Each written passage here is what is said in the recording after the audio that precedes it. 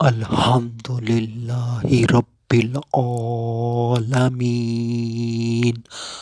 والصلاة والسلام علی سید الانبیاء والمرسلین اما بعد فاعوذ باللہ من الشیطان الرجیم بسم اللہ الرحمن الرحیم رضی اللہ عنہم ورضوا عنہ صدق اللہ العظیم۔ اللہ راضی ہوا ان سے اور وہ اس سے۔ آج کا جو میرا عنوان ہے وہ ہے حضرت علی رضی اللہ تعالی عنہ کے فرمان۔ درود پاک کی فضیلت نبی اکرم نور مجسم شاہ آدم و بنی آدم سیاہ لامکاں شب اسرا کے دھولا مصطفیٰ جان رحمت صلی اللہ علیہ وآلہ وسلم نے ارشاد فرمایا، تمہارا مجھ پر درود پاک پڑھنا پل صراط پر نور ہے۔ صلو علی الحبیب صلی اللہ تعالی علی محمد صلی اللہ علیہ وآلہ وسلم پڑھیے۔ الصلاۃ والسلام علیک یا رسول اللہ وعلی آلک واصحابک یا حبیب اللہ۔ حضرت علی رضی اللہ تعالی عنہ نے ارشاد فرمایا، جو شخص نیک اعمال اختیار کیے بغیر جنت میں جانے کی امید رکھتا ہو تو وہ جھوٹی امید کا شکار ہے۔ یعنی کہ کسی انسان کو یہ امید نہیں رکھنی چاہیے کہ میں نیک اعمال نہیں کروں گا اور ایسے ہی جنت میں داخل ہو جاؤں گا۔ بندے کو چاہیے کہ وہ اللہ کی رضا حاصل کرنے کے لیے نیک کام کرے تاکہ اللہ اس سے راضی ہو اور وہ جنت میں داخل ہو جائے۔ بندے کو چاہیے کہ وہ گناہوں کو چھوڑ دے اور نیکیوں کا رستہ اختیار کرے، کیونکہ گناہ پہ گناہ کرتے رہنا اللہ پاک کی نافرمانی ہے اور اللہ پاک ناراض ہو جاتا ہے، اور اللہ کی ناراضگی کا جو نتیجہ نکلتا ہے تو انسان دوزخ کے اندر چلا جاتا ہے۔ تو انسان کو اللہ کو راضی کرنے کے لیے چاہیے کہ وہ نیکیاں کرے اور گناہ ترک کر دے تاکہ وہ اللہ کی رحمت سے جنت میں داخل ہو جائے۔ آج ایسے انسان مسلمان بھی پائے جاتے ہیں جو گناہ پہ گناہ کرتے رہتے ہیں اور کہہ دیتے ہیں کہ اللہ رحمان ہے، رحیم ہے، بخش دے گا اور ہم جنت میں چلے جائیں گے۔ جب یہ لوگ جنت میں چلے جائیں گے تو ہم بھی جنت میں چلے جائیں گے۔ اس طرح کے جملے سننے کو ملتے ہیں۔ تو اللہ پاک واقعی ہی رحمان ہے، رحیم ہے۔ وہ اپنی رحمت سے جسے چاہے جنت میں داخل کر سکتا ہے، مگر یہ بھی دیکھنا چاہیے کہ اس کی پکڑ بہت سخت ہے، وہ کسی کو پکڑ بھی سکتا ہے۔ تو انسان کو چاہیے کہ اللہ سے ڈرتا رہے، تقوی اور پرہیزگاری اختیار کرے، گناہ چھوڑ دے، نیکیاں کرے اور اللہ سے رحمت کی امید رکھے کہ اللہ پاک اسے جنت میں داخل فرما دے گا۔ اور حضرت علی رضی اللہ تعالی عنہ نے ارشاد فرمایا، بندہ بے صبری کی وجہ سے حلال رزق سے محروم ہو جاتا ہے اور وہ اپنے مقدر سے زیادہ حاصل نہیں کر پاتا۔ آج جیسے کہ دیکھا جا رہا ہے تو مال حاصل کرنے کا جنون بڑھتا ہی جا رہا ہے، لالچ، حرص، طمع بڑھتی ہی جا رہی ہے۔ انسان چاہتا ہے کہ میں راتوں رات امیر ہو جاؤں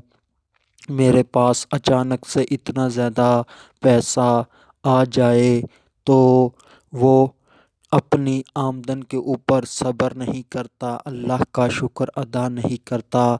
اور ناشکری کرتا رہتا ہے کہ خرچے ہی پورے نہیں ہوتے، کیسے گھر چلائیں وغیرہ وغیرہ، اس طرح کی باتیں کرتا ہے اور جو اللہ نے اس کے مقدر میں لکھا ہوتا ہے اس پر راضی نہیں ہوتا، تو وہ اپنی طرف سے تو زیادہ رزق کمانے کے لیے کوئی نہ کوئی حرام کام کرتا ہے، جیسے کہ 2 نمبری کرتا ہے، ملاوٹ کرتا ہے، کم تولتا ہے، 2 نمبر چیزیں بیچتا ہے، اس طرح کے کام وغیرہ، تو وہ اتنا ہی رزق حاصل کرتا ہے جتنا اس کے مقدر میں لکھا ہوتا ہے، جو کہ اس کے لیے حلال ہوتا ہے، مگر وہ حرام طریقے سے حاصل کرتا ہے تو اس کے لیے حرام رزق بن جاتا ہے۔ تو اس طرح سے وہ اپنے آپ کو گھاٹے میں، خسارے میں ڈال لیتا ہے۔ اللہ تبارک و تعالی نے انسان کی جو روزی رزق ہے وہ اس کے ماں کے پیٹ کے اندر ہی لکھ دیا ہوتا ہے کہ یہ اتنا رزق کمائے گا، تو اب انسان کی کوشش ہے کہ وہ حلال کماتا ہے یا حرام، اگر حرام کماتا ہے تو وہ اپنے آپ کو خسارے میں ڈال رہا ہے، اور حلال کما رہا ہے تو وہ اللہ کی عبادت کے اندر ہی اپنا وقت گزار رہا ہے۔ تو اللہ پاک ہمیں حلال کمانے کی توفیق عطا فرمائے۔ اور حضرت علی رضی اللہ تعالی عنہ نے مزید ارشاد فرمایا کہ گناہوں کی نحوست کی وجہ سے انسان گناہوں کی نحوست کے سبب رزق میں تنگی آتی ہے اور عبادت میں سستی ہوتی ہے۔ حضرت علی رضی اللہ تعالی عنہ نے ارشاد فرمایا کہ جس تکلیف کے بعد جنت ہو تو وہ تکلیف نہیں، اور جس راحت کے بعد دوزخ ہو تو وہ راحت نہیں، یعنی کہ کوئی انسان ہے، مسلمان ہے، وہ نیکی کا کام کرتا ہے تو اس کے اندر اسے تکلیف کا سامنا کرنا پڑتا ہے، تو اس نیکی کے کام کے بعد اس کو جنت ملنا ہوتی ہے، تو وہ جنت ملنا اس کے لیے تکلیف دہ کام نہیں۔ مثال کے طور پر کوئی انسان ہے، وہ کسی دوسرے انسان کو کسی گناہ سے روکتا ہے، مثال کے طور پر وہ کسی انسان کو شراب نوشی سے روکتا ہے جو کہ حرام ہے، تو اس کو سامنے سے تکلیف یہ آ سکتی ہے کہ وہ شراب پینے والا ہو سکتا ہے، اسے روکنے والے کو برا بھلا کہہ دے، اس کو ایک آدھ تماچا مار دے، یا پھر اس طرح کی کوئی جوابی کارروائی کرے، تو اس طرح سے جب اس کو تکلیف کا سامنا ہوگا، مگر اس کو دین کی تبلیغ کرنے پر اللہ پاک اجر عطا فرمائے گا، نیکی عطا فرمائے گا، اور جس کی بدولت وہ جنت میں چلا جائے گا۔ آج ہمارا حال ایسا ہے کہ ہم نفس و شیطان کی پیروی میں لگ گئے، ہم راحتوں لذتوں کے اندر پڑ گئے، اور لذتیں بھی ایسی کہ جو اللہ پاک کی نافرمانی کا سبب ہیں، جو لذت کے بعد دوزخ ہو وہ راحت نہیں۔ تو جیسے کہ ہمارے معاشرے کے اندر دیکھا جاتا ہے کہ آج نوجوان نسل لذتوں راحتوں کے پیچھے پڑ گئی، لذتوں سے مراد اپنے نفس کی پیروی کرنا ہے، نفس کی غلامی کرنا ہے، اپنی شرمگاہ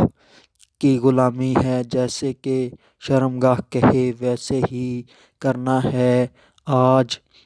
نوجوانوں کے اندر اپوزٹ جینڈر کے اندر دوستی کرنا پایا جا رہا ہے۔ اس سے وہ لطف اندوز ہوتے ہیں، تو اس سے اس راحت کے بعد انہیں تنگی یعنی کہ دوزخ ملے گی، اور ایک دوسرے سے بات چیت کرتے ہیں، ایک دوسرے کو تحفے تحائف دیتے ہیں، ایک دوسرے سے ملتے ملاتے ہیں، ایک دوسرے کے پیسوں کی چیزیں کھاتے ہیں، تو ایک دوسرے کے جسم کو چھوتے ہیں، اور بالآخر وہ جنسی عمل